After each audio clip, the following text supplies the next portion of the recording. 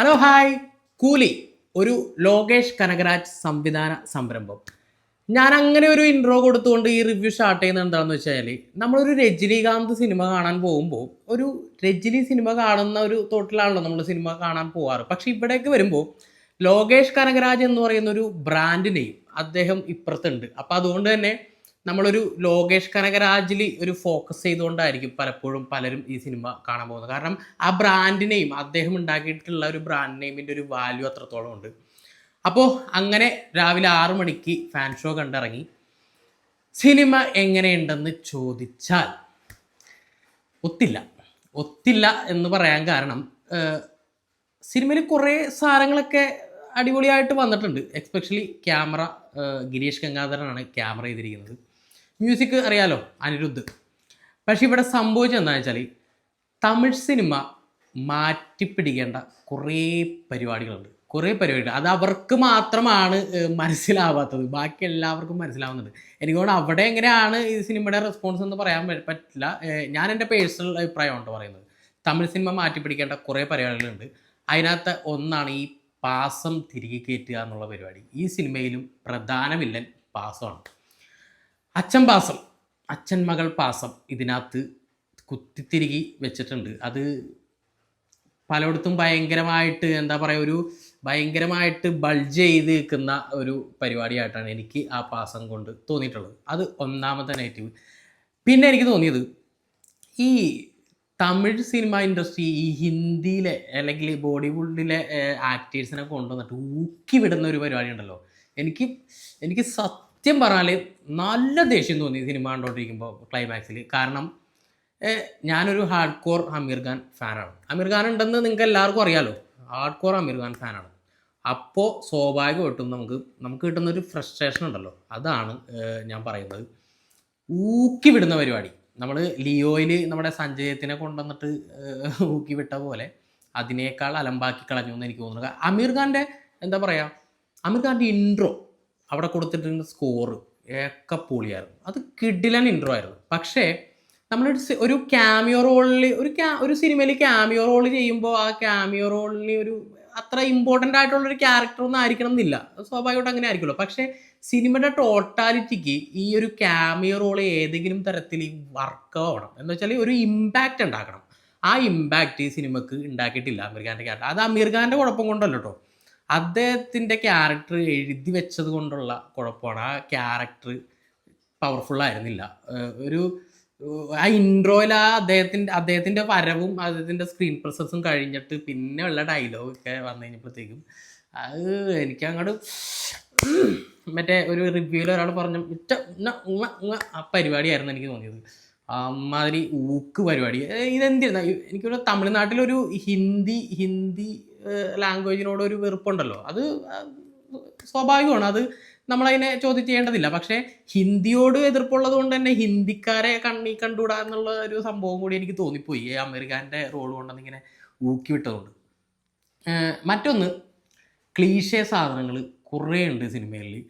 നമ്മൾ തമിഴ് സിനിമ മാറ്റിപ്പിടിക്കേണ്ടതായിട്ടുള്ള കുറേ ക്ലീഷേ പരിപാടികൾ ഉണ്ട്. പിന്നെ അടുത്തൊരു നെഗറ്റീവായിട്ട് എനിക്ക് തോന്നിയത്, അത് എത്രത്തോളം എല്ലാവർക്കും ഒരുപോലെ അത് അങ്ങനെ തന്നെ ഫീൽ ആയിട്ടുണ്ടോ എന്ന് എനിക്കറിയില്ല. എൻ്റെ പേഴ്സണൽ അഭിപ്രായമാണ്.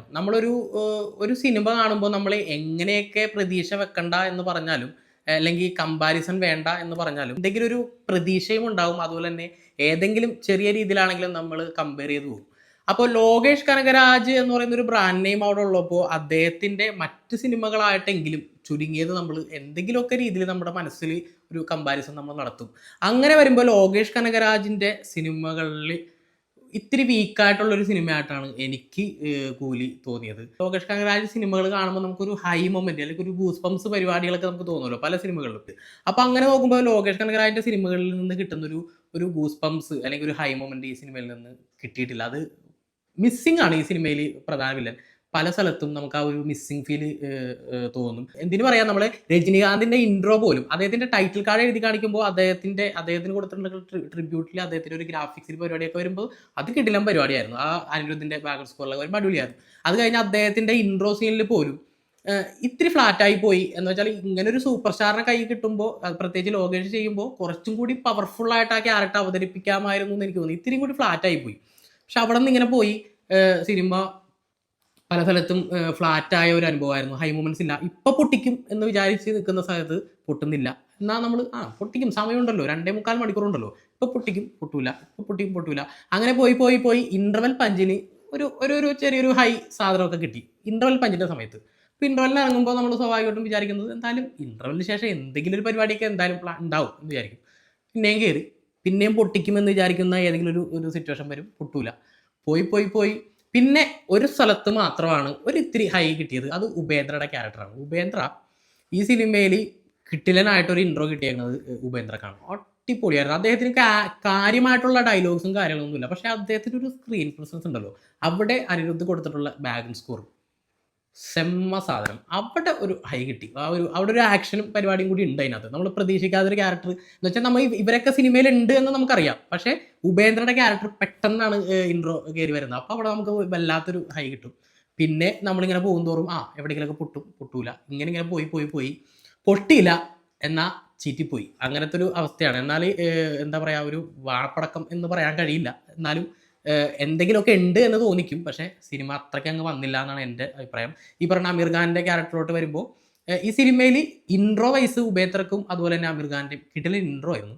അതിൽ ഉപേന്ദ്ര നന്നായിട്ട് സ്കോർ ചെയ്തു. അമീർ ഖാൻ്റെ ക്യാരക്ടർ ആ ക്യാമിയോ റോൾ വർക്കായില്ല. പിന്നെ ഞാൻ നേരത്തെ പറഞ്ഞതുപോലെ എല്ലാവർക്കും ഒരേപോലെയുള്ള അഭിപ്രായം ആയിരിക്കില്ല. എൻ്റെ പേഴ്സണൽ അഭിപ്രായമായിട്ട് ഒരു നെഗറ്റീവും കൂടി എനിക്ക് തോന്നിയിട്ടുള്ളത്, സൗബിനെ കുറിച്ച് രജനികാന്ത് ഓഡിയോ ലോഞ്ചിലൊക്കെ പറഞ്ഞ കാര്യങ്ങളൊക്കെ കേട്ടു. സൗബിൻ്റെ ക്യാരക്ടർ ഓക്കെ ഫീൽ, അത്രേ ഉള്ളൂ. എനിക്കൊരു ഭയങ്കരമായ ഒരു ഇമ്പാക്റ്റ് ആ ക്യാരക്ടറിൽ നിന്ന് കിട്ടിയെന്ന് വെച്ചാൽ, സൗബിന് ഭയങ്കര എന്താ പറയുക, ഒരു ഭയങ്കര പ്രാധാന്യം കിട്ടുന്ന അല്ലെങ്കിൽ ഒരു ലെങ്തി ആയിട്ടുള്ള കുറേ സീൻസ് ഡയലോഗ്സ് ഒക്കെ ഉള്ള കട്ടൊക്കെ നിൽക്കുന്ന ഒരു ക്യാരക്ടറാണ് കിട്ടിയിട്ടുള്ളത്. പക്ഷേ ചിലയിടങ്ങളിൽ അത്രയങ്ങ് വർക്കായില്ല എന്ന് എനിക്ക് തോന്നി. പ്രത്യേകിച്ച് സൗബിൻ്റെ ഡയലോഗ് ഡെലിവറി ഇതിനു മുമ്പ് ഇത്തരം ക്യാരക്ടറൊക്കെ ചെയ്യുമ്പോൾ എനിക്ക് അത്ര അങ്ങ് ബോധിക്കാറില്ല. അതുപോലെ തന്നെ ഈ സിനിമയിൽ എനിക്ക് അത്ര അങ്ങ് ഇമ്പാക്ട്ഫുൾ ആയോ എന്ന് വെച്ച് കഴിഞ്ഞാൽ ഇല്ല. അതോടൊപ്പം പറയേണ്ട മറ്റൊരു പേരാണ് നമ്മുടെ നാഗാർജുന. അപ്പോൾ അദ്ദേഹവും ഈ പറഞ്ഞ പോലെ ചില സാധനങ്ങളൊക്കെ അടിപൊളിയായിരുന്നു, അദ്ദേഹത്തിൻ്റെ സ്ക്രീൻ പ്രസൻസും കാര്യങ്ങളൊക്കെ. പക്ഷേ വേണ്ട വിധത്തിൽ നാഗാർജുനനെയും ഉപയോഗിച്ചോ എന്ന് ചോദിച്ചു കഴിഞ്ഞാൽ സംശയമാണ്. ഈ ഇത്തരത്തിലുള്ള ആളുകളെയൊക്കെ കൈ